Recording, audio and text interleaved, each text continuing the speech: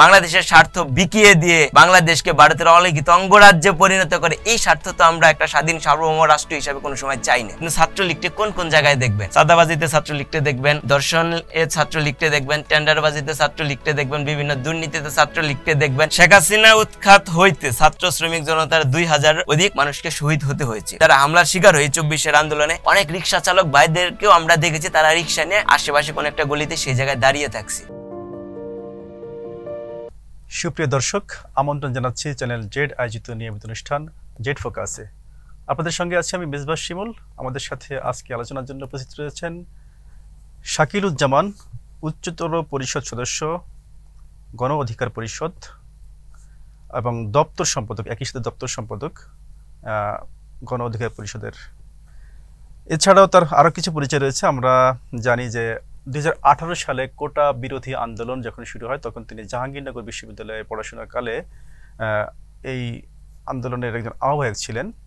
পরবর্তীতে অন্যান্য আন্দোলনে রাজপথে তিনি সক্রিয় ভূমিকা পালন করেন এবং সর্বশেষ 24-এর বৈষম্য বিরোধী ছাত্র আন্দোলনে তিনি গুরুত্বপূর্ণ ভূমিকা রেখেছেন এবং এর মাঝে তার সঙ্গে আসলে নির্মম নির্যাতনের ঘটনা ঘটেছে। বাংলাদেশের ফ্যাসিবাদের কালে তিনি নানাভাবে নিগৃহীত হয়েছেন, শারীরিকভাবে নির্যাতিত হয়েছেন। তো আজকে আলোচনার শুরুতে আমরা যাওয়ার আগে শাকিল, আপনাকে আমন্ত্রণ জানাচ্ছি আজকে আলোচনায়। ধন্যবাদ আপনাকে এবং দর্শক শ্রোতা যারা দেখছে এবং পরবর্তীতে যারা দেখবেন তাদের সকলকে ধন্যবাদ।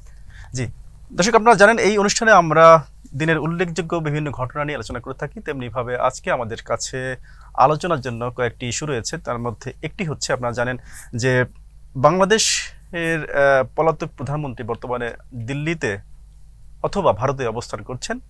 যেহেতু দিল্লির বিষয়টা এখন স্পষ্ট না, সেহেতু আমরা ধরে নিতে পারি যে ভারতে অবস্থান করছেন। সেখানে তাকে নিয়ে বাংলাদেশের রাজনীতিতে বিভিন্ন সময় বিভিন্ন ধরনের ঘটনা ঘটছে। তো সেই বিষয়ে একটা সংবাদ আজকে গণমাধ্যমে এসেছে। তার মধ্যে ভারতের পররাষ্ট্রমন্ত্রী জয়শঙ্কর তিনি বলেছেন যে হাসিনা বিরোধী আন্দোলনের বিষয়ে ভারত অবগত ছিল। তো আলোচনার জন্য আমরা আসলে এই বিষয়টি দিয়ে শুরু করতে চাই। শাকিলুজ্জামান, আপনি জানেন যে বাংলাদেশের রাজনৈতিক প্রেক্ষাপটে গত 17 বছরের ফ্যাসিবাদের সময় ভারতের একচ্ছত্র আধিপত্য ছিল, প্রত্যক্ষ এবং পরোক্ষ মদত ছিল হাসিনার কে টিকিয়ে রাখার জন্য। এবং এই জয়শঙ্কর যখন পররাষ্ট্র সচিব তিনি বাংলাদেশে এসেছিলেন, বাংলাদেশে এসে রাজনৈতিক বিভিন্নভাবে দেন দরবার করেছেন এবং পরবর্তীতে তিনি পররাষ্ট্রমন্ত্রী হওয়ার পরে বাংলাদেশের ক্ষমতার মস্তদে শেখ হাসিনা বা ফ্যাসিবাদকে টিকিয়ে রাখার জন্য নানা ভূমিকা রেখেছেন। এবং তিনি আজকের এই সংবাদটিতে তিনি বলেছেন যে হাসিনাকে সাহায্য করার বিষয়ে আসলে তারা কিছু করতে পারেনি, তাদের সম্ভব হয়নি করাটা। যেহেতু তারা সবকিছুই জানতো কিন্তু তাদের পক্ষে করাটা সম্ভব হয়নি, এরকম খবরে বলা হয়েছে। আমি একটু যদি পড়ে শুনে তাহলে বলবো যে তিনি একটা মিটিং করেছেন পররাষ্ট্র মন্ত্রণালয় সংক্রান্ত যে কমিটি আছে সেই কমিটির সঙ্গে। সেখানে কমিটিকে তিনি বলেছেন যে তখন ভারতের পক্ষে তেমন কিছু করা সম্ভব হয়নি, কারণ শেখ হাসিনাকে সহায়তার বিনিময়ে তাদের স্বার্থ হাসিলের মতো কিছু ছিল না। তাকে শুধু ভারতীয় গণমাধ্যম দ্য হিন্দুর এক প্রতিবেদনে বলা হয়েছে, জয়শঙ্কর ইঙ্গিত দিয়েছেন যে ভারতের মতো আরও কয়েকটি প্রধান স্বার্থ সংশ্লিষ্ট পক্ষ বাংলাদেশের অভ্যন্তরীণ অস্থির পরিস্থিতি সম্পর্কে আগে থেকেই জানত। তাহলে এই যে জয়শঙ্কর যিনি বলেছেন বাংলাদেশে আসলে শেখ হাসিনাকে সাহায্য করার মতন তেমন কোনো স্কোপ ছিল না, সুযোগ ছিল না, কারণ হচ্ছে বাংলাদেশের সাথে স্বার্থ হাসিলের মতন কোনো বিষয় ছিল না। তাহলে কি 24-এর 5 আগস্ট পরে আগেই সব স্বার্থ হাসিনার কাছ থেকে আদায় করেছিল ভারত? দেখেন, বিগত 15 থেকে 16 বছর ফ্যাসিবাদী শেখ হাসিনা সরকার ভারতের কাছে বাংলাদেশকে যে একটা ইজারা দিয়ে রেখেছিল এবং ভারতের কাছে শেখ হাসিনা একটা ডিম পাড়া সোনার হাঁস ছিল, এটা কিন্তু স্পষ্ট প্রতিমান বিভিন্ন ট্রানজিট বলেন, বিভিন্ন চুক্তি বলেন, সেটা কিন্তু প্রকাশ পেয়েছে। এবং কি ভারত যে শেখ হাসিনার জন্য অনেক কিছু করেছে এটা কিন্তু আমরা বিগত সময়গুলোতে দেখি। আপনি 8 সালের নির্বাচনে দেখেন, 14 সালের নির্বাচনে দেখেন, 18 সালের নির্বাচনে দেখেন, ভারতের সরাসরি মানে 24 সালের সর্বশেষ যে নির্বাচনে যদি আমরা দিকে তাকাই, সরাসরি কিন্তু ভারতের মদতে এই নির্বাচনগুলো সংগঠিত হয়েছে এবং ভারতে সরাসরি হস্তক্ষেপ ছিল। একটা স্বাধীন সার্বভৌমত্ব রাষ্ট্র হিসেবে কিন্তু ভারত এই হস্তক্ষেপটা করতে পারে না। তো সেই জায়গায় শেখ হাসিনা বাংলাদেশকে ভারতের কাছে এক প্রকার অলিখিত অঙ্গরাজ্য বানিয়ে রেখেছিল।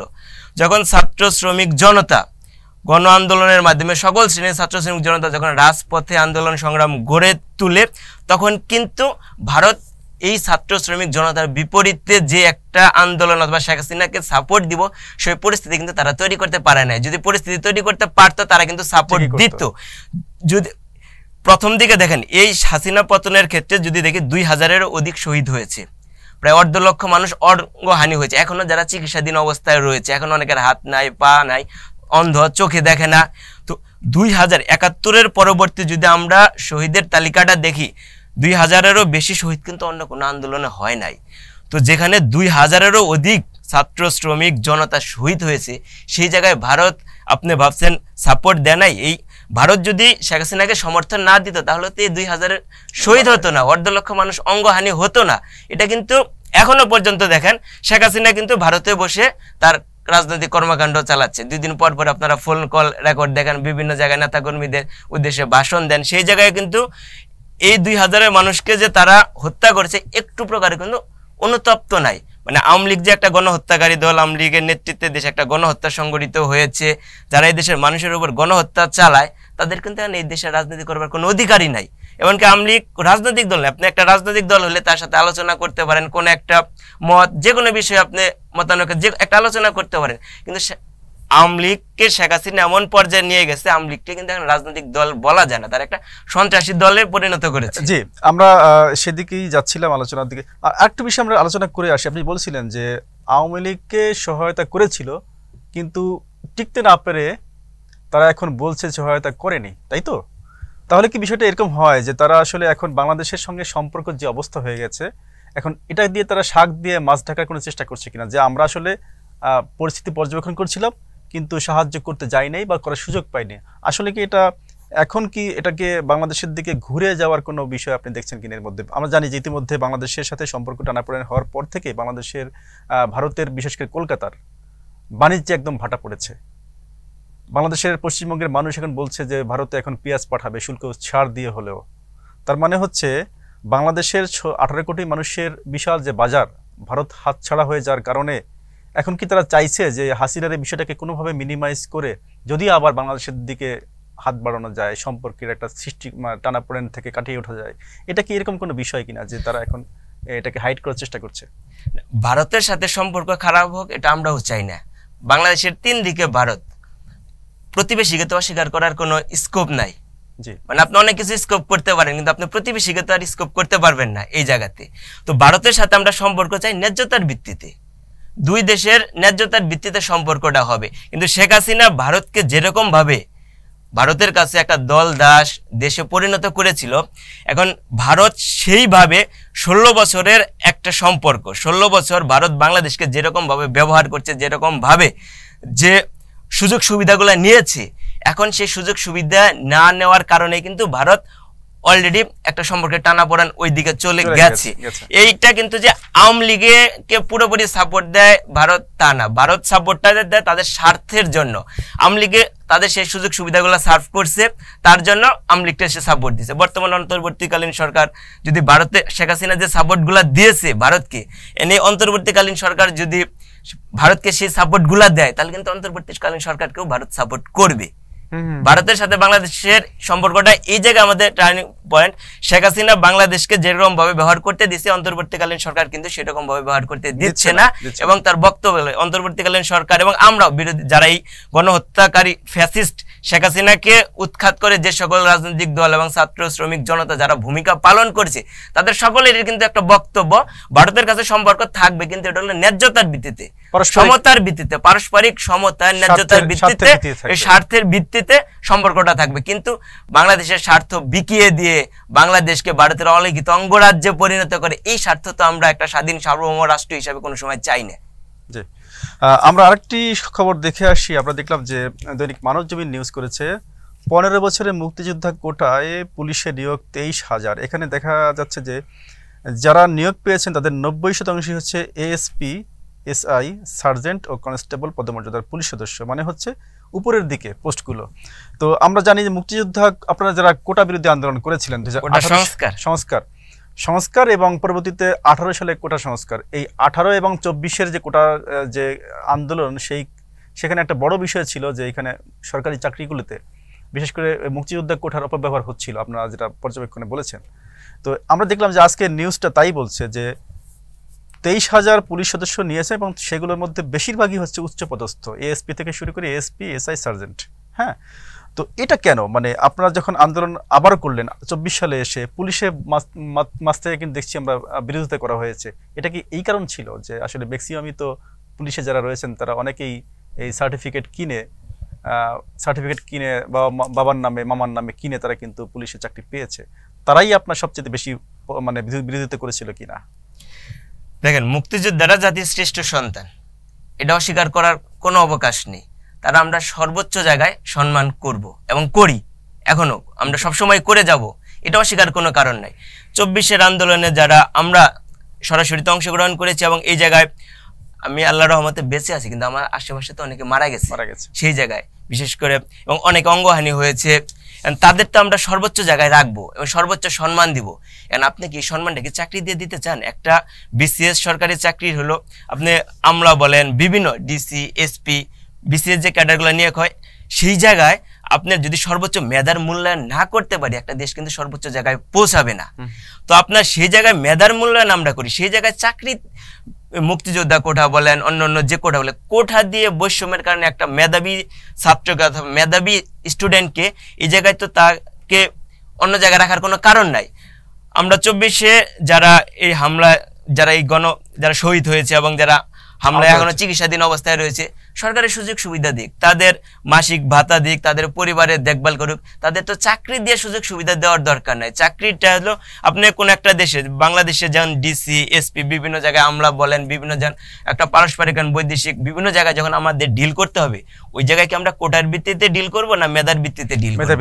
মেধার ভিত্তিতে যদি আমরা ওই ডিলগুলো, ওই সমঝোতাগুলো না করতে পারি, তাহলে কিন্তু বাংলাদেশ দেন দরবারে পিছিয়ে যাবে। এটা কিন্তু একটা বিষয়। তো সেই জায়গাগুলোতে মেধাবী স্টুডেন্টগুলো থাকা দরকার, মেধাবী লোকগুলো ওই জায়গায় যোগ্য থাকা দরকার। তো সেই পক্ষে আমরা যেটা বলতে চাই, শেখ হাসিনা বাংলাদেশ পুলিশ বলেন, বিভিন্ন প্রতিষ্ঠান বলেন, যারা সরকারি প্রতিষ্ঠান আর আওয়ামী লীগের মধ্যে কোনো পার্থক্য রাখে নাই। রাষ্ট্র আর আওয়ামী লীগ কোনো পার্থক্য রাখে নাই শেখ হাসিনা। তার কারণে শেখ হাসিনা মুক্তিযোদ্ধা কোটাকে ব্যবহার করে এবং বিভিন্ন ভুয়া মুক্তিযোদ্ধা ব্যবহার করে তার দলীয় লোকদেরকে মুক্তিযোদ্ধা কোটার মাধ্যমে দিয়ে, এবং অধিকাংশ দেখবেন আপনার মুক্তিযোদ্ধা কোটা অধিকাংশ আমরা প্রতি বছরই, মানে বাংলাদেশ এমন একটা রাষ্ট্র, শেখ হাসিনার আমলে প্রতি বছরই মুক্তিযোদ্ধা বাড়ে, মানে মুক্তিযোদ্ধা কিন্তু কমানোর কথা, কারণ অনেকে মারা যায় সময়ের প্রেক্ষাপটে, কিন্তু প্রতি বছরই মুক্তিযোদ্ধা বাড়ে। 71 সালে দেশ স্বাধীন হয়েছে, এরপরে তো আর মুক্তিযোদ্ধা হয়নি, মুক্তিযোদ্ধা বাড়ার কোনো কথা না। কিন্তু সেই জায়গায় শেখ হাসিনা তার আওয়ামী লীগের লোকদেরকে বিভিন্ন প্রকার ভুয়া জালিয়াতি সার্টিফিকেট দিয়ে মুক্তিযোদ্ধা কোটার মাধ্যমে তার দলীয় লোকগুলার একটা পুনর্বাসনের একটা ক্ষেত্র তৈরি করে। কারণ ছাত্রলীগ যারাই করতো, আপনি ছাত্রলীগকে কোন কোন জায়গায় দেখবেন? চাঁদাবাজিতে ছাত্রলীগকে দেখবেন, দর্শন ছাত্রলীগকে দেখবেন, টেন্ডারবাজিতে ছাত্রলীগকে দেখবেন, বিভিন্ন দুর্নীতিতে ছাত্রলীগকে দেখবেন, বিভিন্ন শিক্ষা প্রতিষ্ঠানে শিক্ষকদের সাথে কিভাবে খারাপ আচরণ করে অথবা তাদের জবাবদিহিতা করে চাকরি নিয়োগে, বিশ্ববিদ্যালয়গুলোতেও দেখেন চাকরি জবরদস্তি করে কিভাবে চাকরি নিয়োগ দেওয়া যায়, সেই জায়গাগুলোতে কিন্তু ছাত্রলীগকে দেখবেন। ছাত্রলীগটা কিন্তু মেধাবী কোনো কাজে আপনি এই পর্যন্ত দেখতে পারবেন না ছাত্রলীগের কোনো সোনার ছেলে বিভিন্ন জায়গায় দেশের বাহিরে বিভিন্ন স্কলারশিপ বলেন অথবা দেশের বাহিরে বিভিন্ন প্রকার বাংলাদেশকে যে উজ্জ্বল করবে, এরকম কোনো জায়গায় কিন্তু পাবেন না। তো সেই জায়গায় শেখ হাসিনা তার ছাত্রলীগের সোনার ছেলেদের তো চাকরিতে প্রদান করতে হবে। সোনার ছেলেদের চাকরিতে প্রদান করা, তাহলে মাধ্যমটা কি?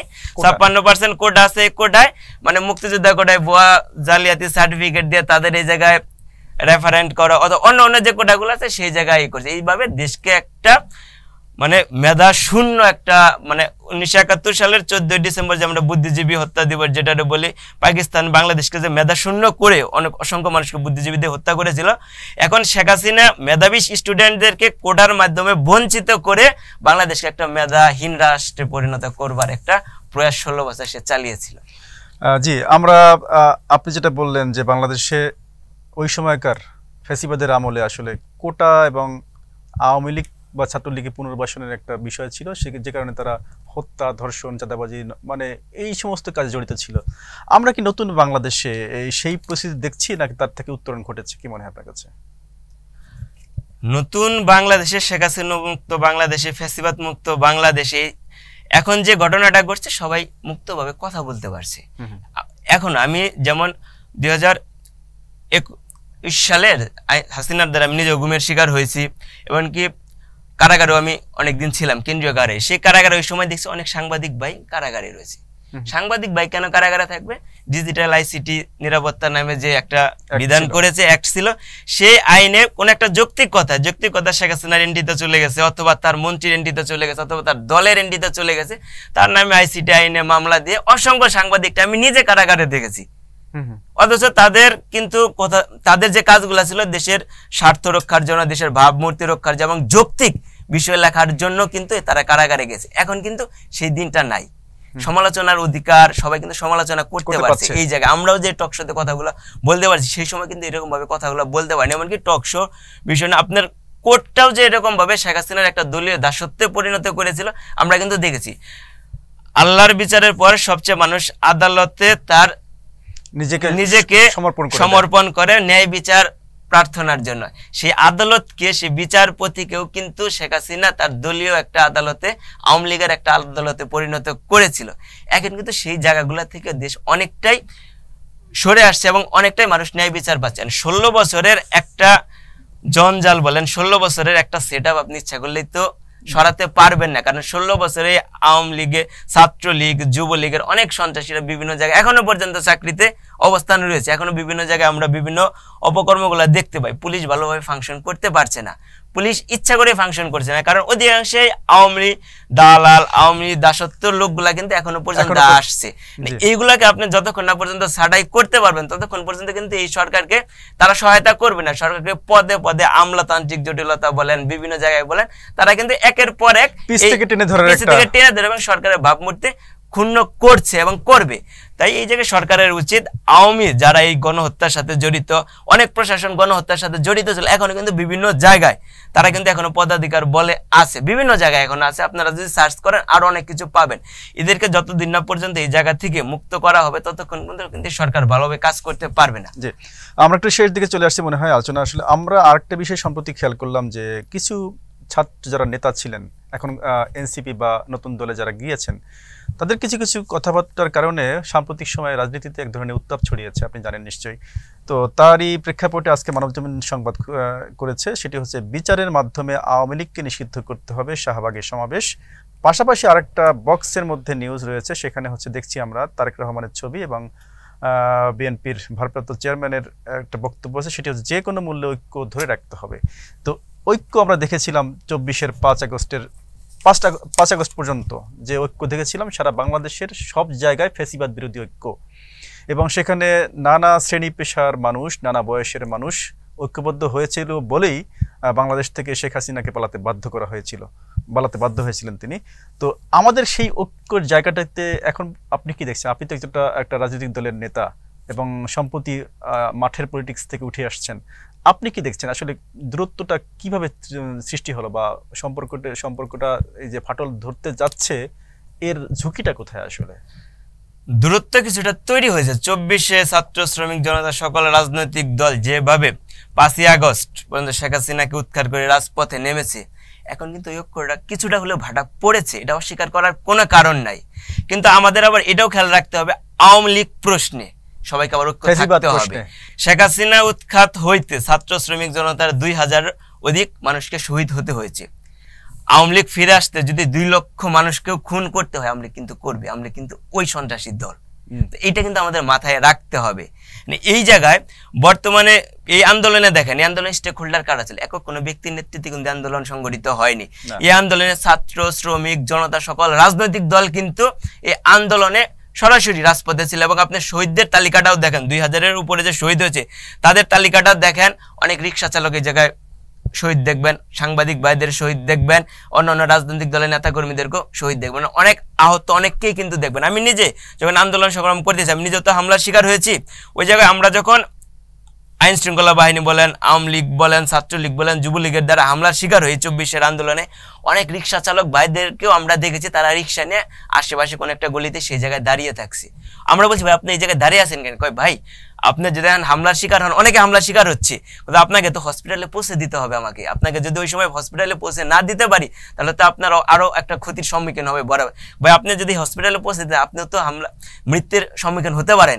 কবে আন্দোলনটা তো আমাদের সবার, একক কোনো ব্যক্তির না। এটা কিন্তু রিক্সা চালকের উক্তি, অসংখ্য আমি নিজে দেখেছি এই জায়গায়, এবং অনেক রিক্সা চালক করেছে। আমরা যখন হামলার শিকার হয়েছে এবং আশেপাশের লোকজন যখন হামলার শিকার হয়েছে তখন রিক্সা দিয়ে একটা রিক্সা চালক রিক্সা দিয়ে তার জীবনের মায়া না করে কিন্তু হসপিটালে পৌঁছে দিয়েছে, এমনকি পুলিশ, ছাত্রলীগ, যুবলীগের সামনে, এবং পৌঁছে দিতে গিয়েও কিন্তু তার রিক্সাও কিন্তু ভেঙেছে এবং সেও কিন্তু হামলার শিকার হয়েছে, এমনকি জীবনের রিস্ক নিয়েও কিন্তু এই কাজগুলো করছে। আর সেই রিক্সা চালকটাকে আমরা সে মূল্যায়ন করতে পারছি? সে কিন্তু মূল্যায়ন যে করতে পারছি না, কেন পারছি না? আমাদের তো উচিত ছিল যে যেহেতু শ্রেণী পেশার সমস্ত মানুষের আন্দোলন, ঐক্যবদ্ধ আন্দোলন, এবং ঐক্যবদ্ধ আন্দোলনের মাধ্যমে একটা ঐক্যবদ্ধ মানুষের সরকার প্রতিষ্ঠিত হয়েছে, সেই ক্ষেত্রে আমরা আসলে কেন এই পিছিয়ে পড়ছি বা তাদেরকে মূল্যায়ন করতে পারছি না? কি মনে হচ্ছে আপনার কাছে? এই জায়গায় আমাদের বর্তমান সরকারের কিছু উপদেষ্টা রয়েছে, তারা দায় এড়াতে পারে না। এমনকি বর্তমানের ছাত্র বন্ধুরা, আমাদের ছাত্র এরা, আমাদের তো কাছের ছোট ভাইয়েরা, বন্ধু ছোট ভাই এরা, তো তারাও কিছু তাদের বিতর্কিত কিছু কর্মকাণ্ডে এই ঐক্যটা ভাটা পড়েছে, এটা তো অস্বীকার করবার কোনো কারণ নাই। বর্তমানে দেখেন পুলিশ ফাংশন করতেছে না, সেনাবাহিনী মোটামুটি ফাংশনটা করে মোটামুটি টিকিয়ে রাখছে।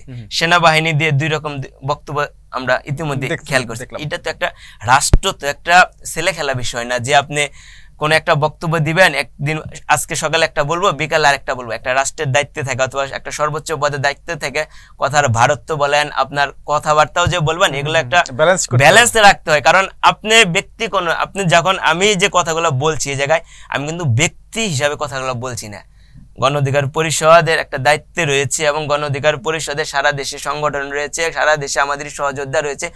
আমরা যেরকম ভাবে কথা বলবো সারা দেশের সহযোদ্ধারা কিন্তু সেরকম ভাবে যাবে। তো আমার কোন একটা কথায় সারা দেশে একটা বিশৃঙ্খলা তৈরি হবে, অথবা সারা দেশের জন আকাঙ্ক্ষার বিপরীতে চলে যাবে, অথবা মানুষের মধ্যে ভুল বার্তা যাবে, এটা কিন্তু আমার করা উচিত হবে না। তো সাম্প্রতিক এনসিপি ভাইয়েরা যে কিছু বক্তব্য দিচ্ছে, এটা কিন্তু সারা দেশে একটা বিভ্রান্তিকর বার্তা যাচ্ছে এবং অনৈক্য তৈরি করছে।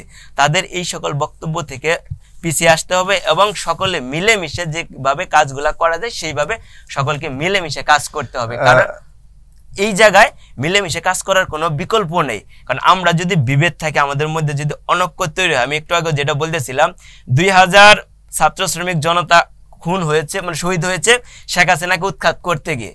শেখ হাসিনা ফিরে আসতে যদি 2 লক্ষ মানুষকে খুন করতে হয়, শেখ হাসিনা কিন্তু সেটা করবে। জি, আমরা আরেকটু বিষয় দেখলাম, সেটি হচ্ছে আপনি যেটা বলছিলেন যে অনৈক্য তৈরি হয়েছে, সেটা আসলে অস্বীকার করার সুযোগ নেই, এবং এর মাধ্যমে রাজনৈতিক কিছু অচলাবস্থা, অস্থিরতা হতে পারে। সেখানে আমরা দেখছি রাজনৈতিক দলগুলোর নেতারা বিভিন্ন জায়গা থেকে, তারা নিজস্ব জায়গা থেকে কিন্তু একই ধরনের কথাবার্তা তারা বলছেন। সেটি হচ্ছে চলমান রাজনীতি নিয়ে আমরা যদি দেখি যে আজকে প্রথম আলো কিছু রাজনৈতিক ব্যক্তিত্বের বরাত দিয়ে তাদের খবর ছেপেছে, সেটি হচ্ছে বিএনপি সংবাদ সম্মেলনে বলেছেন মির্জা ফখরুল ইসলাম আলমগীর, কারো এজেন্ডা যেন সরকারের কাজের অংশ না হয়। তেমনিভাবে বিএনপির আরেকজন নেতা তিনি বলেছেন, সালাউদ্দিন আহমেদ, তিনি বলেছেন স্থিতিশীলতা বিনষ্টের কোনো কর্মকাণ্ডকে প্রশ্রয় নয়। আবার জামায়াতের নেতা আব্দুল্লাহ মোহাম্মদ তাহের তিনি বলেছেন কোনো অনাকাঙ্ক্ষিত ঘটনায় পরিস্থিতি যেন সংঘাতময় না হয়। তেমনিভাবে এনসিপির যিনি প্রধান তিনি বলেছেন যে আরেকটি 1-11 হতে দেব না। মাহমুদুর রহমান মান্না তিনি বলছেন ভূ রাজনীতি আওয়ামী লীগকে প্রত্যাবাসন করতে চায়। গণ অধিকার পরিষদের সভাপতি নুরুল হক নূর তিনি বলেছেন এমন কিছু করা ঠিক হবে না যা বিভক্তি তৈরি করে। মানে হচ্ছে আমরা যদিও মাঝে মাঝে কিছু ঘটনা ঘটে যায় বা মতানৈক্য সৃষ্টি হয়, কিন্তু তারপরে রাজনৈতিক দলগুলোর নেতারা কিন্তু একইভাবে ভিন্ন মত থাকলেও ফেসিবাদ বিরোধী অথবা দেশের সাথে কিন্তু তাদের মতামত কিন্তু প্রায় একই রকমের। আমরা দেখছি এখানে ঐক্যের বার্তা দেওয়া হচ্ছে, যেটা আপনি বলছিলেন যে আসলে সমস্যা তৈরি হতেই পারে, কিন্তু এর মাধ্যমে আসলে সমস্যা সংকট সমাধানের যে উপায়গুলো সেগুলো আমাদেরকেই খুঁজে বের করতে হবে, যেহেতু আপনারা নিজস্ব জায়গা থেকে রাজনীতি করেন এবং আপনাদের একটা বার্তা ভুল হলে সেটা সাধারণ মানুষকে প্রভাবিত করে, আবার সঠিক হলে বা উজ্জীবনের শক্তি যদি থাকে তাহলে মানুষকে উজ্জীবিতও করে। আপনার আসলে এই পরিস্থিতি থেকে উত্তরণের জন্য আসলে কি করা প্রয়োজন এই মুহূর্তে আপনার কাছে কি মনে হয় একেবারে সংক্ষেপে?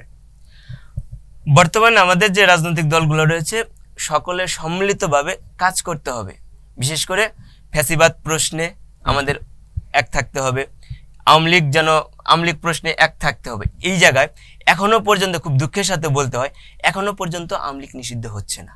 অথচ আমরা দেখেন 5ই আগস্ট ছাত্র শ্রমিক জনতা 2000 শহীদ হয়েছে, অর্ধলক্ষ অঙ্গহানি হয়েছে, আমরা কিন্তু রক্ত দিয়ে আওয়ামী লীগ নিষিদ্ধ লিখে দিয়েছি, কিন্তু এটা কিন্তু এখনো পর্যন্ত বাস্তবায়ন করা হয়নি। এটা কিন্তু এখনো পর্যন্ত বাস্তবায়ন করতে হবে।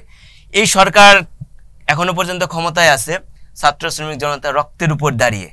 এই সরকার যদি আওয়ামী লীগকে নিষিদ্ধ না করে তাহলে কিন্তু সরকারকে জবাবদিহিতার আওতায় আনতে হবে, এবং জবাবদিহিতার আওতায় আমরাই নিয়ে আসবো। কারণ সরকারে বসানো হয়েছে, এমনি এমনি তো বসানো হয়নি। যাদের রক্তের বিনিময়ে আমরা নতুন বাংলাদেশ পেলাম, সে আওয়ামী লীগকে এখন পর্যন্ত কেন নিষিদ্ধ করা হচ্ছে না? গত 2 দিন আগে প্রধান উপদেষ্টা যে বক্তব্য দিয়েছে, এই বক্তব্য কিন্তু জাতিকে বিভ্রান্ত করেছে এবং জাতিকে হতাশ করেছে আওয়ামী লীগ নিষিদ্ধের প্রশ্নে।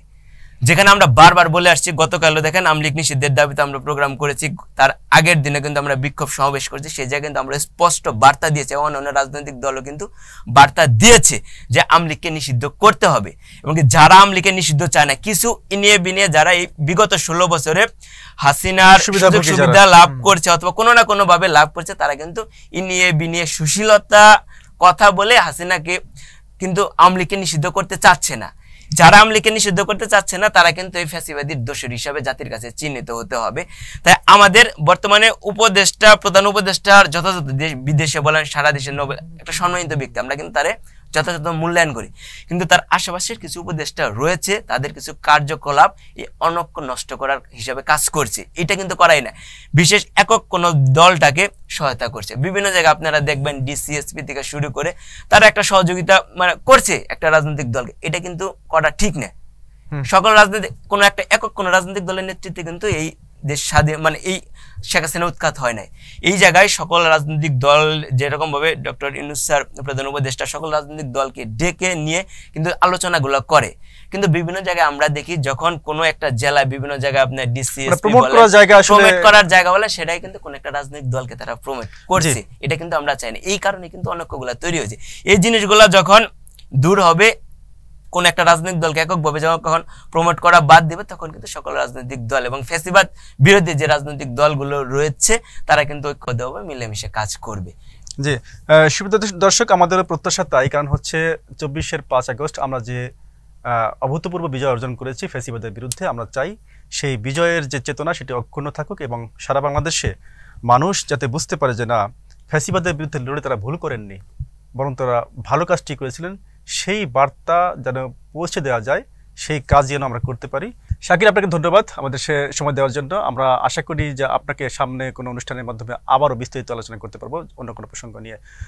দর্শক, শেষ করছি আজ, দেখা হবে আগামী পর্বে অন্য কোনো অতিথির সঙ্গে অন্য কোনো বিষয় নিয়ে। সে পর্যন্ত ভালো থাকুন, চ্যানেল জেডের সঙ্গে থাকুন। আল্লাহ হাফিজ।